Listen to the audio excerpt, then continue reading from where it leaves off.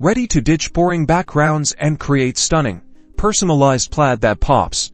First, open Procreate and create a new canvas. I recommend a square canvas for ease of tiling later, like 2000 by 2000 pixels. Create a new layer. This is where our vertical stripes will live. Grab a brush you like. I'm using a monoline brush for crisp edges and choose your first color. Draw a thick vertical stripe. Don't worry about being perfect.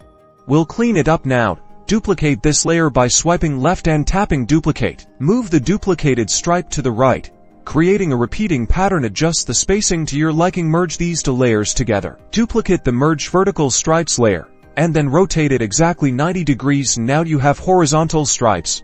Adjust the color of the horizontal stripes on this new layer so that it contrasts with the vertical stripes, creating a crisscross plaid. Time to add dimension. Create another new layer and, using a thinner brush and a slightly darker shade of one of your colors, draw thin stripes parallel to your original, thicker stripes. Repeat this for both vertical and horizontal stripes.